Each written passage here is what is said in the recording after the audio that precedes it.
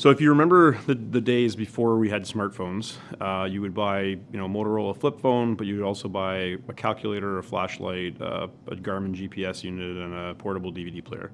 And when you wanted to make light, you'd grab your flashlight. You wanted to do math, you'd grab your calculator. Phone your mom, you'd grab your phone.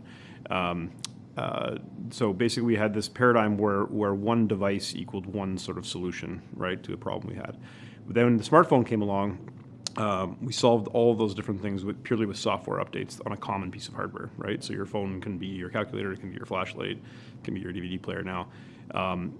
So this consolidated the amount of hardware we needed in our lives, and it exploded this long tail of things that you can do with phones that never had a hardware analog before.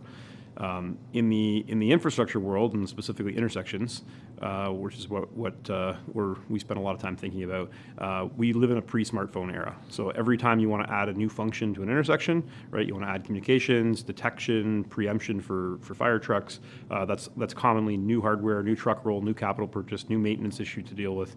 So we believe that there's a future where all of those things can be provided by a common device, and where software can be the differentiator.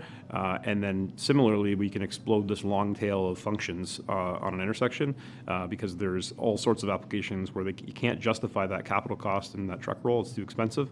But if you already had a device there, you could support all sorts of other applications.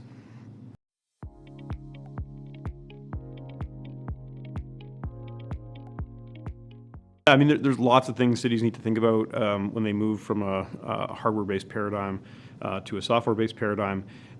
Standards is a big one, right? So you want interoperability between various applications. You need to think a lot about data standards. You need to make sure that the data isn't locked down and proprietary, that it's open, that third parties can connect to it. One of the analogies I often use, if you think about markets that are built on interoperable hardware standards, Sony Walkman was an example of that, right? You had a cassette player and you had the cassette. You put them together, you could listen to music. Then you have Spotify, which is built more on an interoperable software standard. So you have a common device, your phone. You can play your music on there.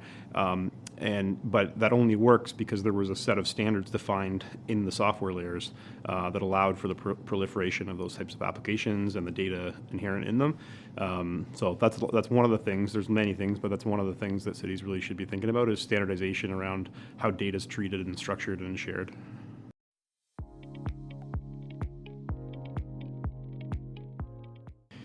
I mean, the biggest opportunity, I would say, moving from a hardware-based paradigm to a software and data-based paradigm is, and you can look in other industries to draw analog to this, but data is inherently very valuable, right?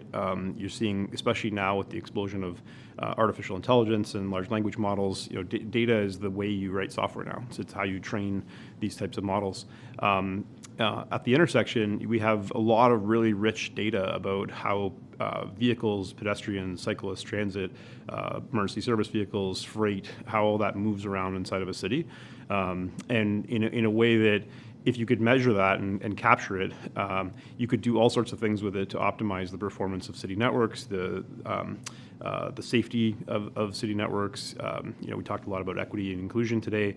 A lot of opportunity to optimize around those kinds of things as well.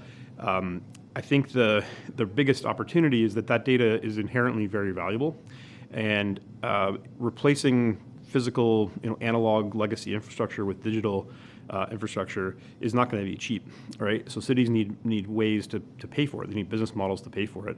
And in my view, if there's a way to connect that data to private use cases, right, like connected vehicles, for example, that improve safety and just improve the general experience of driving around in a car, there's an opportunity for cities to really greatly reduce, maybe even take to zero, the cost of that replacement of infrastructure, moving from a hardware and analog world to a digital world.